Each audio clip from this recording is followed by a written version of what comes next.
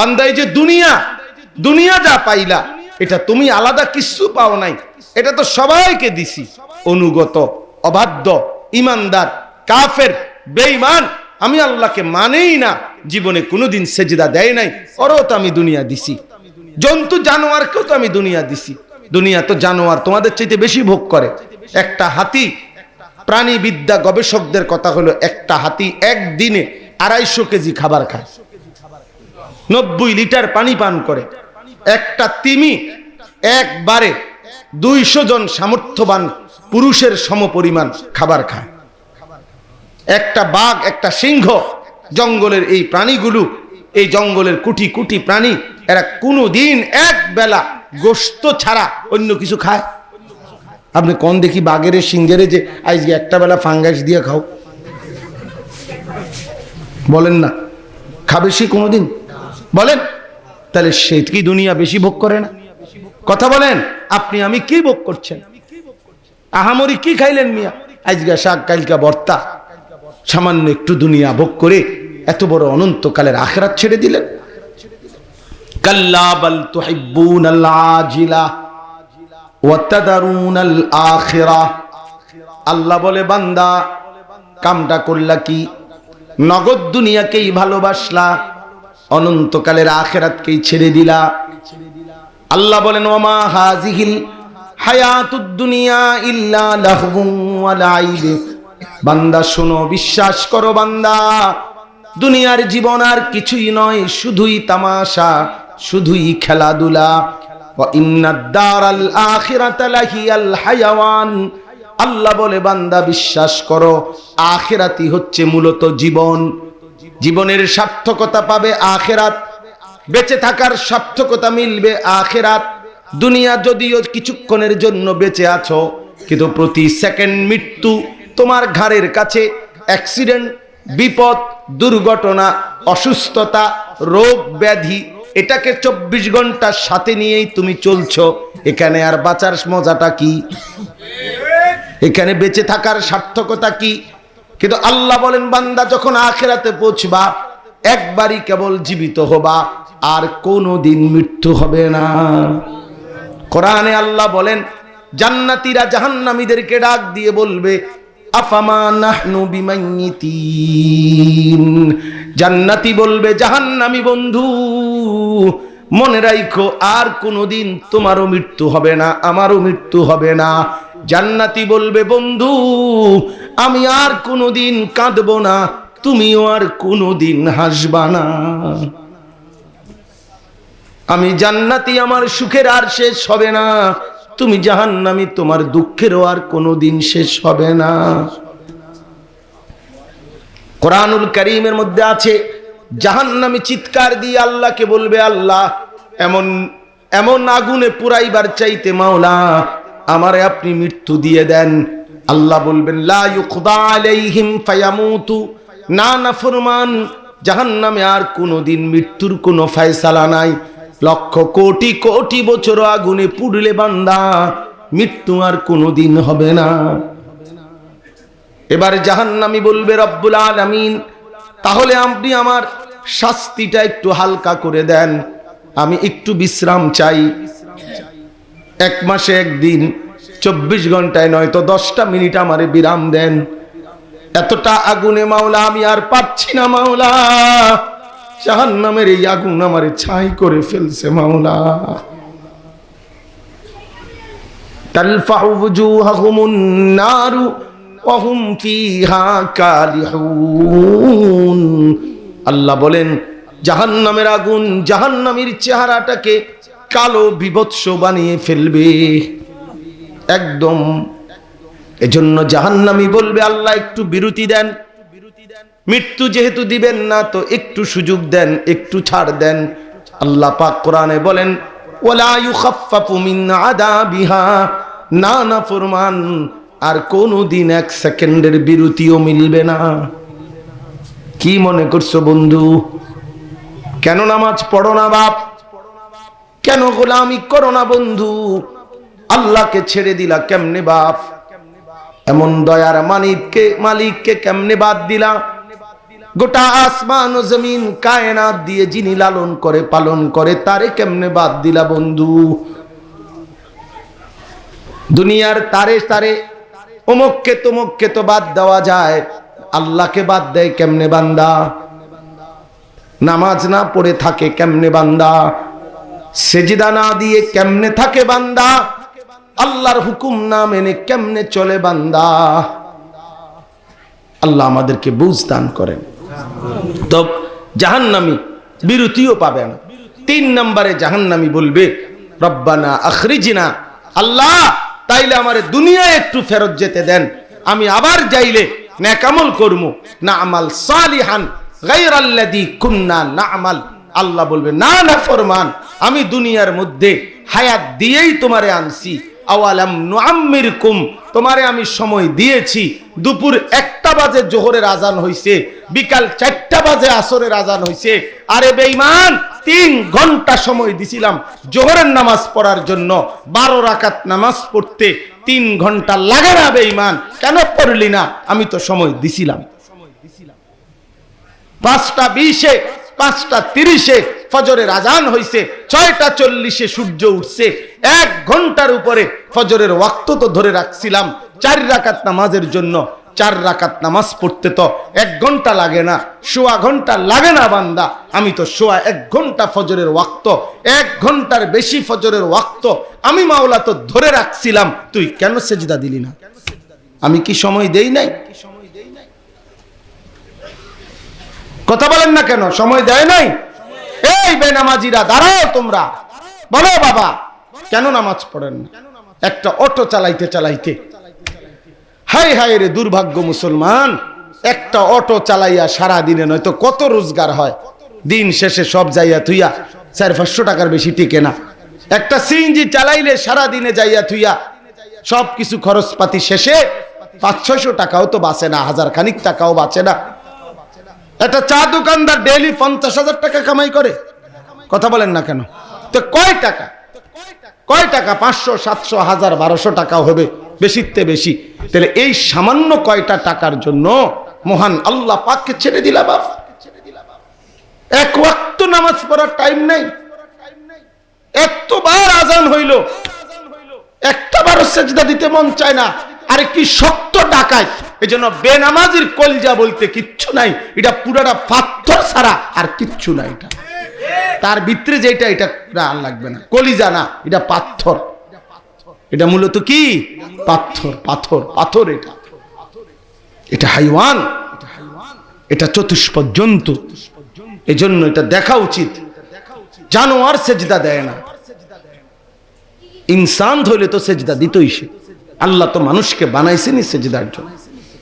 এই জন্য বাপ আল্লাহ পাকিটা বারবার বলছে, বান্দা বিশ্বাস করো, আমি দুনিয়া তামামটা তোমাদেরকে দিছি, এটা কিচ্ছু না। আমি যে রসুলকে দিলাম, আমার এক বন্ধুকে দিলাম, 23টা বছরে তিনি তোমাদেরকে একেবারে দাড়ি কমা, একেবারে মাথার চুল থেকে পায়ের নখ, ঘর থেকে রাজপথ, জীবনের প্রতিটা মিনিট সেকেন্ড, উঠা বসা নড়া চড়া, হাসি কান্না আচরণ উচ্চারণ, পেশাব পায়খানা অজু গোসল, দিন রাত সকাল বিকাল নিঃশ্বাস, ঘর সংসার দেশ রাষ্ট্র রাজনীতি, তাম বিষয়ে আমি 23 বছরে আমার রসুলের মাধ্যমে তোমাদের জন্য জান্নাতের জন্য আখিরাতের উপকারী হবে এরকম সব কিছু বলে দিছি, বুঝায় দিছি।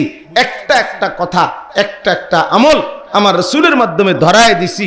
এটাই হলো তোমাদের জীবনের সবচেয়ে বড় সফলতা। আমি যেন তোমাদেরকে একেবারে সুন্দর করে জান্নাতের জন্য সাজিয়ে দেওয়ার জন্যই আমার রসুলকে দিলাম। অতএব একে কদর করো, নবীকে কদর করো। তুমি মুমিন, তুমি মুসলমান, তুমি কাফেরের দিকে তাকাইও না। প্রিয় ছেলেরা আমার, তুমি ওই বেঈমানের চুলের দিকে তাকাইও না। বেঈমানের কোনো মডেল হয় না, বেঈমান কারো আদর্শ হইতে পারে না। তুমি কাফেরের মতো সাইজো না, বেঈমানের মতো সাইজো না। আল্লাহ আমাদেরকে বুঝ দান করেন, আল্লাহ আমাদেরকে ঈমান দান করেন, আল্লাহ আমাদেরকে ফিকির দান করেন। আমরা শ্রেষ্ঠতম রাসূল পেয়েছি, নবী সাল্লাল্লাহু আলাইহি সাল্লামের মতো এত বড় দৌলত আল্লাহ আমাদেরকে দান করছেন। আহা, আমরা যদি কদর না করি, এর চাইতে বড় আফসোস আর কিছু হইতে পারে না। আর চাইতে আফসুস কি হইতে পারে না? এর চাইতে বড় আফসুস সেই নবী সাল্লাল্লাহু আলাইহি সাল্লাম যাকে আল্লাহ তাআলা আমাদেরকে দান করছেন। 40 বছর বয়সে নবী সাল্লাল্লাহু আলাইহি সাল্লাম যখন কালেমার দাওয়াত দিচ্ছিলেন একটানা, এই সংক্ষেপে শুধু আমার কথাটা শুনেন তাইলেই শেষ কথা। একটানা নবীজি 11টি বছর মক্কার জমিনে প্রথম অনবরত কালেমার দাওয়াত দিছেন।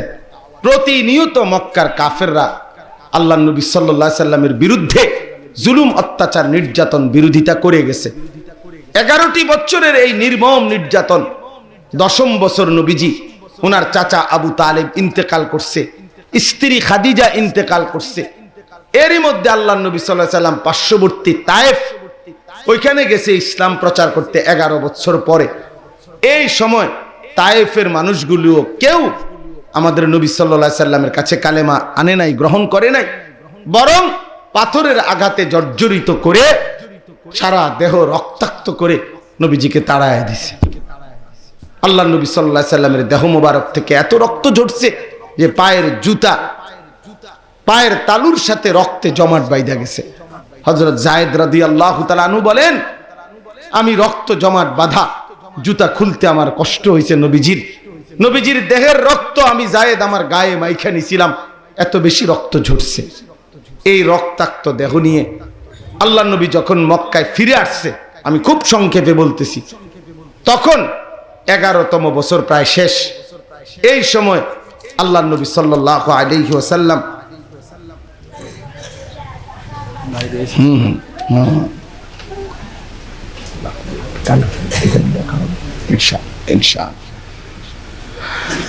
আল্লাহ নবী সাল্লাল্লাহু আলাইহি ওয়াসাল্লাম তিনি এই মক্কার ফিরে যখন আসছেন নবীজি, তখন আল্লাহ রাসূল সাল্লাল্লাহু আলাইহি সাল্লাম তায়েফের এই রক্তাক্ত দেহ নিয়ে আসার পরে মক্কার কুরাইশরা খুব বেশি নবীজি সাল্লাল্লাহু আলাইহি সাল্লামকে বিদ্রুপ করতে লাগছে। এত বেশি টিটকারি করা শুরু করছে যে হায় মুহাম্মদ, আসলে তো তোমার কোনো ইজ্জতে নাই, তোমার কোনো সম্মান বলতে কিচ্ছু নাই। তুমি আজকে 11টা বছর ধরে বলতেছ তোমার সাথে আল্লাহ আছে, তোমারে আল্লাহ মহব্বত করে, তোমারে আল্লাহ পছন্দ করে। কই, আজকে মক্কাতেও তুমি নির্যাতনের শিকার, মক্কাতেও তুমি দিবানিশি বিরোধিতার শিকার, গেলা তায়েফে, ওইখানেও কেউ তোমার কালেমা গ্রহণ করলো না। এখন এমনকি বাচ্চারা পর্যন্ত তোমারে পাথর মারে, এরপরে আর তোমার কোনো সম্মান বাকি থাকে? নাউজুবিল্লাহ। এইভাবে যখন আল্লাহ নবী সাল্লাল্লাহু আলাইহি সাল্লামকে প্রতিদিন রাস্তাঘাটে মক্কার বেঈমানরা তিরস্কার, ভৎসনা, ঠাট্টা করতে শুরু করছে, এই সময় তায়েফের ময়দান থেকে ফিরে আসার পর আল্লাহ নবী সাল্লাল্লাহু আলাইহি সাল্লামকে এই বিদ্রুপ করার কারণে মহান আল্লাহ পাক রব্বুল আলামিন এই সময় একদিন জিব্রাইলকে বললেন, জিব্রাইল, আমার বন্ধুর অপমান অনেক বেশি করে ফেলছে বেঈমানরা, যাও জিব্রাইল, ওরা বলতেছে আমি নাকি আমার বন্ধুকে সম্মান দিচ্ছি না, আমি নাকি আমার বন্ধুকে ভালোবাসি না। যাও জিব্রাইল, অনেক হইছে, আমার বন্ধুর প্রতি ফোঁটা রক্ত আমি দেখছি, প্রতি ফোঁটা চোখের পানি আমি দেখছি। যাও জিব্রাইল, আমার বন্ধুকে আমার আরশে আজিমের মেহমানখানায় নিয়ে আসো। যাও জিব্রাইল, দৌড় দাও, আমার বন্ধুকে বোরাকে চড়িয়ে আনো। আজ আমি বন্ধুকে ইজ্জত দেব, সম্মান দেব, গোটা পৃথিবী শুনবে, দেখবে আমি আমার বন্ধুকে ইজ্জতের সর্বোচ্চ মাকামে পৌঁছায় দেব। আজ শ্রেষ্ঠতম সম্মান দেব বন্ধুকে, যাও নিয়ে আসো। তো হযরত জিব্রাইল আলাইহিস সালাম বোরাকে চড়িয়ে মসজিদে হারাম মক্কা থেকে মসজিদ আকসা, এই ফিলিস্তিন যেখানে যুদ্ধ হচ্ছে, ইসরায়েলের ইহুদি কুত্তারা যেখানে হামলা করে অজস্র অগণিত মুসলমানের তাজা রক্তে জমিন ভাসায় ফেলছে, সেই পবিত্র মসজিদে আকসা সেখানে নিয়ে গেছে। সেখান থেকে 7 আসমানের ঊর্ধ্বে আল্লাহ পাকের আরশে আজিমে মহান আল্লাহ পাকের কাছে নবী সাল্লাল্লাহু আলাইহি সাল্লাম পৌঁছে গেছে। আল্লাহ তাআলা তখন বললেন, বন্ধু, এখন আপনি শুধু শুনেন, আপনার কদমের নিচে আমার গোটা সৃষ্টি, আমার গোটা সৃষ্টি জগৎ, আমার গোটা মখলুকাত আপনার কদমের নিচে, আপনার উপরে আর কিচ্ছু নাই, আছি শুধু আমি আল্লাহ, আর কোনো সৃষ্টি নাই। অতএব আপনি আপনার মর্যাদা বুঝে নেন, পৃথিবীবাসীকেও বুঝায়া দেন আপনার সম্মান হলো আমি আল্লাহর পরে গোটা সৃষ্টি জগতের উপরে। বাদাজ খুদা বুজুর্গ তুই কিসায়ে মুখতাসার, আল্লাহর পরে সব সৃষ্টির উপরে আপনার মর্যাদা। আমি বলেছি, ওয়াদা দিছি বন্ধু, ওয়ারাফা'না লাকা যিকরাক, আপনার আলোচনা, আপনার শান, আপনার মর্যাদা, আপনার ইজ্জত, আপনার আজমত আমি সবকিছুর ঊর্ধ্বে তুলে দিলাম। ইদা যুকিরতু যুকিরতা মাই, আমার আলোচনা হলে আমি ওয়াদা দিলাম বন্ধু, কিয়ামত পর্যন্ত অনন্তকাল আপনার আলোচনাও হবে, আপনার আলোচনাও। দেখেন বন্ধু, আপনি শুনেন তাইলে, ওই যে মুয়াজ্জিন আজান দিচ্ছে তো শুনবেন, এখন থেকে আজান দিলে আপনার নামও বলবে, আমার নামও বলবে। ইকামত দিলে আপনার নামও বলবে, আমার নামও বলবে। নামাজ পড়বে বান্দা আমার, তো আত্তাহিয়াতু লিল্লাহি ওয়াস সালাওয়াতু, আমার কথা বলবে, আল্লাহুম্মা সাল্লি আলা মুহাম্মদ, আপনার নামও বলবে। ও কবরে দেখবেন মুনকার নাকির প্রশ্ন করে, ও শুনেন, কবরবাসীরে জিগায়, বন্ধু দেখেন কি কয়, দেখবেন আমার কথাও জিজ্ঞায়, আপনার কথাও জিজ্ঞাসা করে। আপনি জমিনের উপরেও, আপনি জমিনের নিচেও, আপনি আরশে আসিমেও, আপনার মর্যাদা, আপনার শান, আপনার ইজ্জত আজমত আমি সবকিছু। এটা মেরাজ, এটা মেরাজ।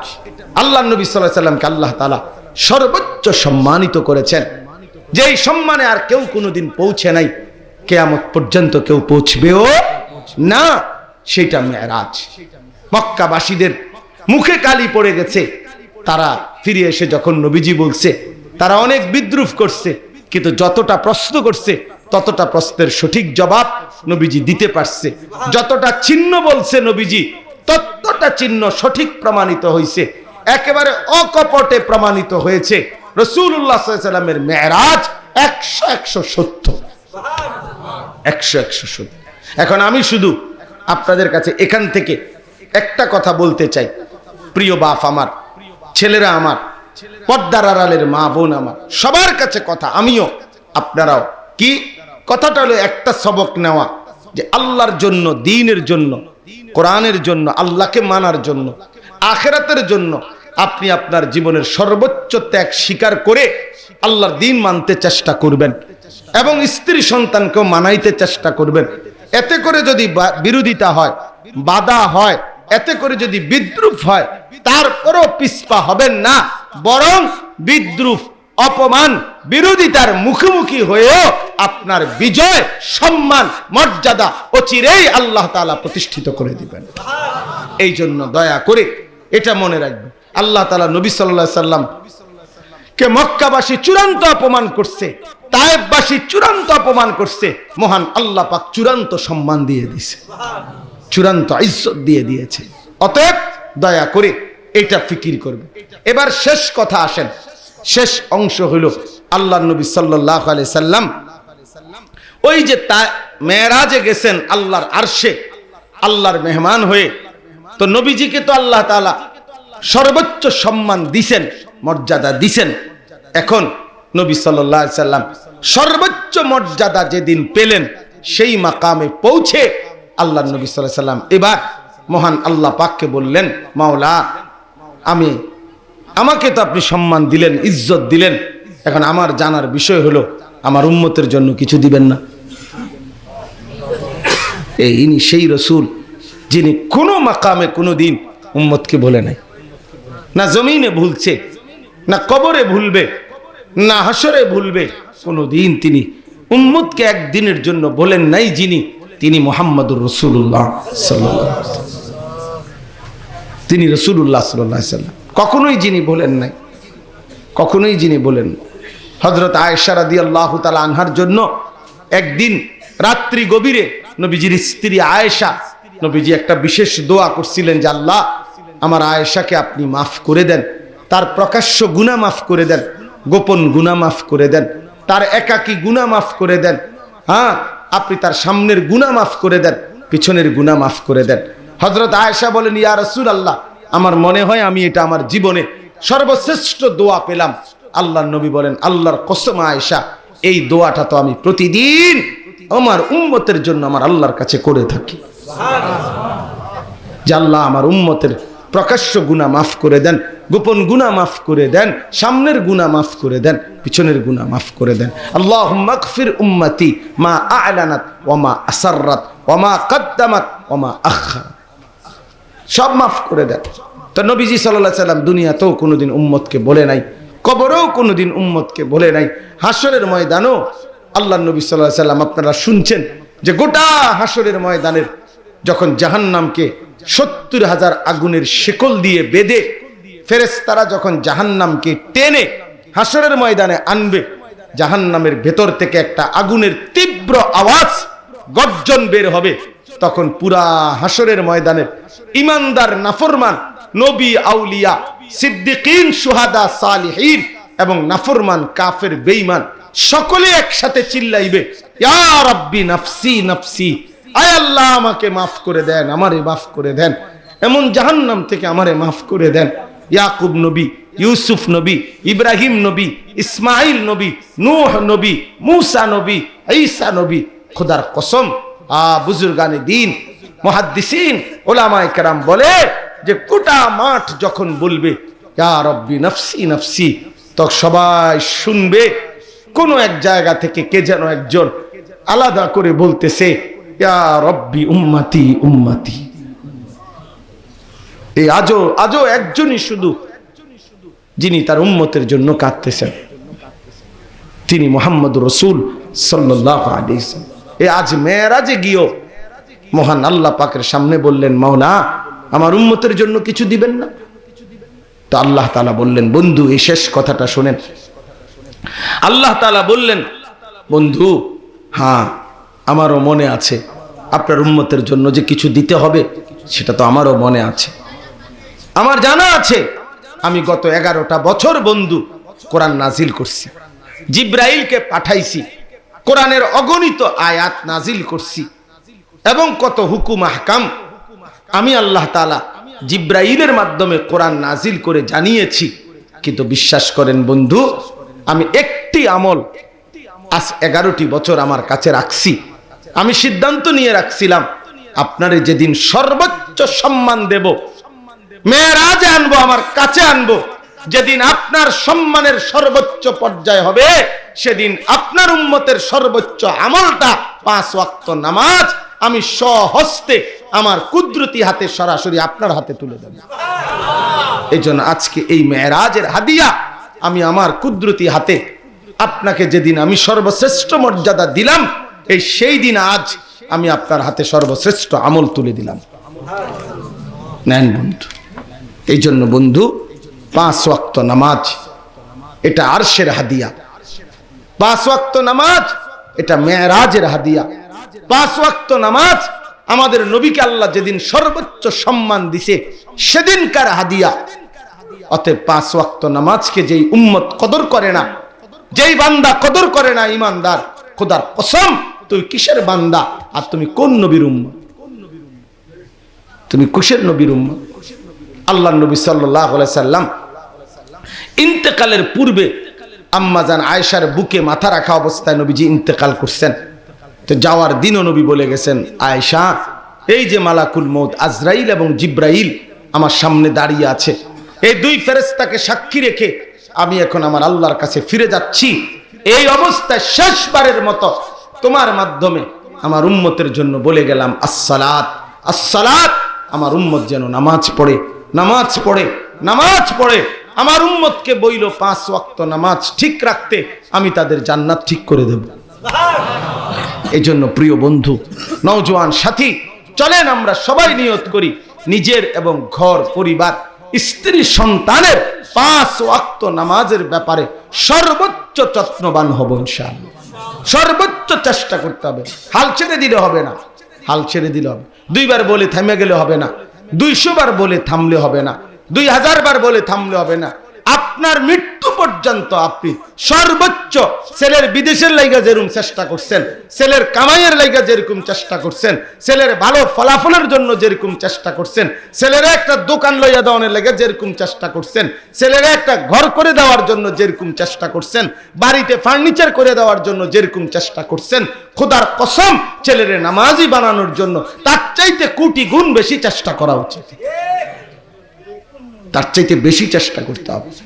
মেয়েটাকে দিন শিখাইতে হবে, ছেলেটাকে দিন শিখাইতে হবে, স্ত্রীকে দিনদারির মধ্যে আনতেই হবে। প্রয়োজনে কাঁদেন, প্রয়োজনে ছেলের হাত জড়ায়া ধরেন যে বাপ তুই যদি বেনামাজি হও বাপ তো তুইও বরবাদ আমিও বরবাদ।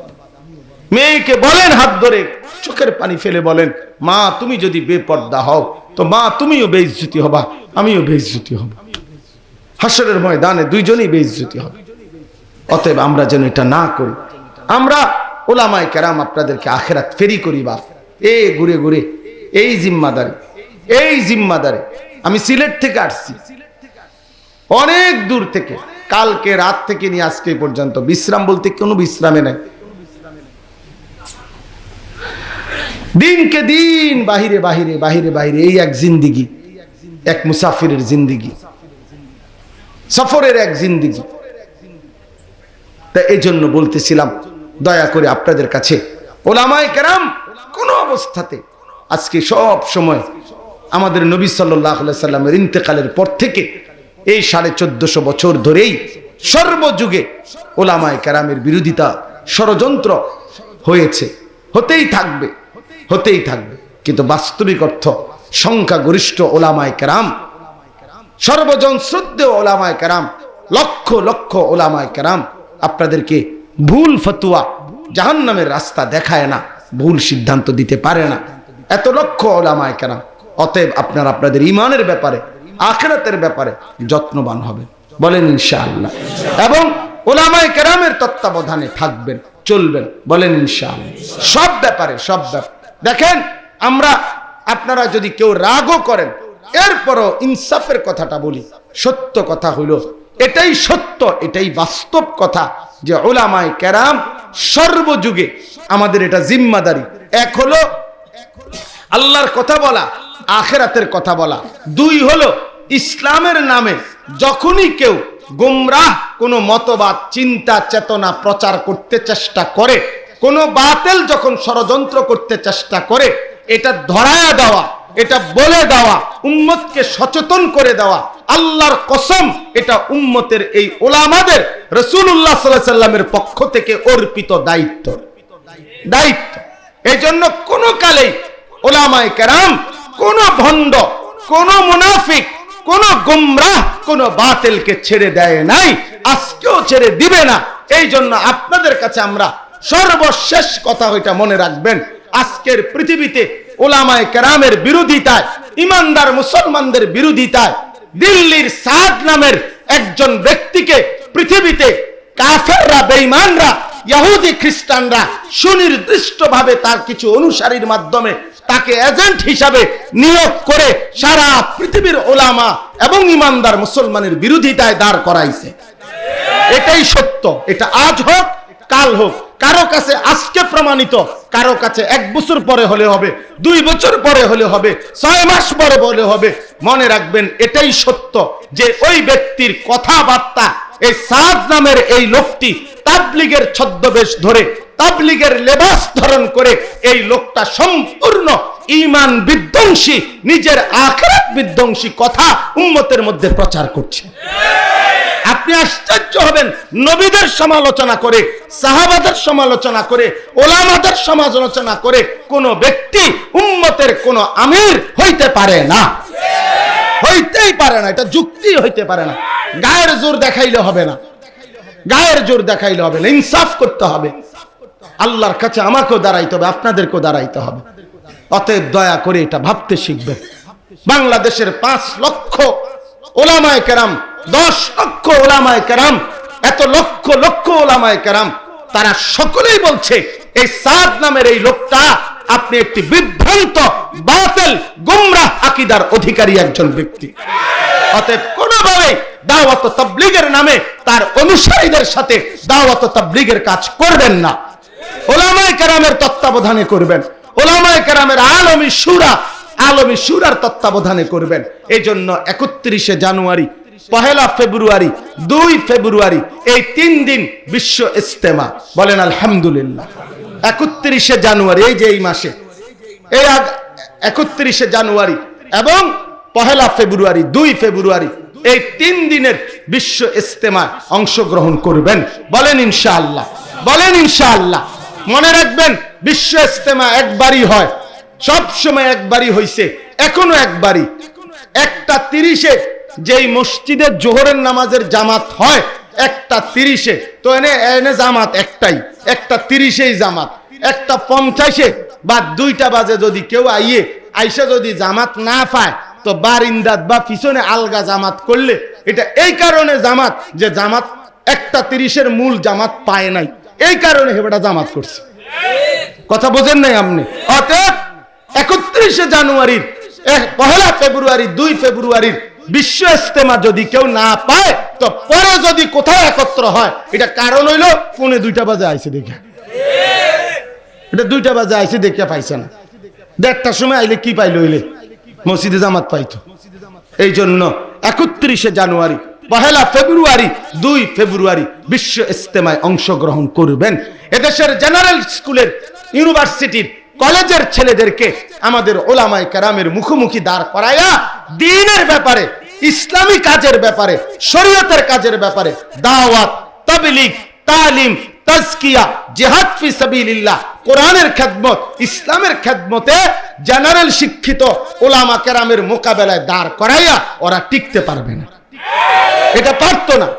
এটা এনে মারামারি ফিডাফিডির বিষয় না। এখানে খুন জড়িয়ে, রক্ত জড়িয়ে, রাতের অন্ধকারে ইমানদারকে হত্যা করে ভয় দেখিয়ে ইসলাম থামানো যাবে না, ওলামায়ে কেরামকেও থামানো যাবে না।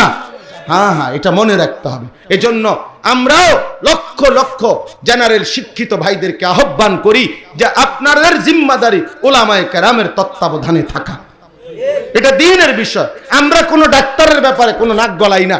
কোনো ডাক্তার, আমরাও তো আজীবন চিকিৎসা নেই, আমাদের বিবি বাচ্চাকে ডাক্তার দেখাই না, নিজেরা ডাক্তার দেখি না। তো ডাক্তার যখন প্রেসক্রিপশন লেখা দেয়, আমরা তো কোনোদিন জিজ্ঞাসা করি নাই যে এই ওষুধটা কেন দিলেন, এইটা কেন দিলেন, এটা আপনি কোন কিতাবে পাইছেন, ও মেডিকেলের কোন বইতে আছে, এটি জিজ্ঞাসি হেরে। আমরা তার উপরে আস্থা রাখি, যেহেতু সে একজন মেডিকেলে, চিকিৎসা বিজ্ঞানে পড়ালেখা করছে। হ্যাঁ, আল্লাহর উপরে ভরসা রেখে আমরা মনে করি এটা উসিলা ধরলে সে এই বিষয়ে তার জানাশোনা। তো ওলামায়ে কেরাম দাওয়াত বলেন, তাবলীগ বলেন, তালিম বলেন, ইলমের বলেন, ইসলামের বিষয়ে ওলামায়ে কেরাম বুঝবে না, একজন জেনারেল শিক্ষিত সঠিকটা বুঝবে। এর চাইতে বড় বেইনসাফি কথা, জুলুমের কথা আর কি হইতে পারে? বলে এত বড় বেওকুফি কথা কেমনে মাথা ঢুকলো? এটা চিন্তাও তো করা যাইতে পারে না। অতএব দয়া করে ইনশাআল্লাহ আমরা এটা বিশ্বাস করি, এই পৃথিবীতে আরো বহু ফিতনা আসছে, কোন ফিতনাই টিকে নাই, শেষ পর্যন্ত আর টিকে নাই। নতুন নতুন ফিতনা আমদানি হয়, আবার কিছুদিন পরে মিলেই যায়। আল্লাহ তাআলা ইসলামকেও টিকিয়ে রাখবেন, ওলামায়ে কেরামকেও কিয়ামত পর্যন্ত টিকায় রাখবেন। আল্লাহ তাআলা আজকের এই মাহফিল কবুল করেন, এই মাদ্রাসা কবুল করেন, মাদ্রাসার জরুরত আল্লাহ তাআলা পূরণ করে দেন। আল্লাহ আমাদেরকে দ্বীন ও ঈমান দান করেন। আমিন। সুবহানাল্লাহি ওয়া বিহামদিহি, সুবহানাকাল্লাহুম্মা বিহামদিকা, আশহাদু আল্লা ইলাহা ইল্লা আনতা আস্তাগফিরুকা ওয়া আতুবু ইলাইক। কি মানে আমরা 5 বছর বলেন পাগড়ি দেব। মাশাআল্লাহ, আলহামদুলিল্লাহ। আমাদের মাদ্রাসা থেকে এবার দুইজন ছাত্র পাগড়ি পাবে, কিন্তু আমরা 5 বছর পর পর পাগড়ি দেব নিয়োগ করছি। এজন্য হুজুরের হাত থেকে তাদের কিছু হাতিয়া ও হুজুর একটু তাদের জন্য দোয়া করে দেবেন। 1 নাম্বার হাফেজ হয়েছেন হাফেজ সালমান ফারসি, পিতা মাওলানা সেলিমউদ্দিন, গ্রাম সোনালীরাঙ্গা।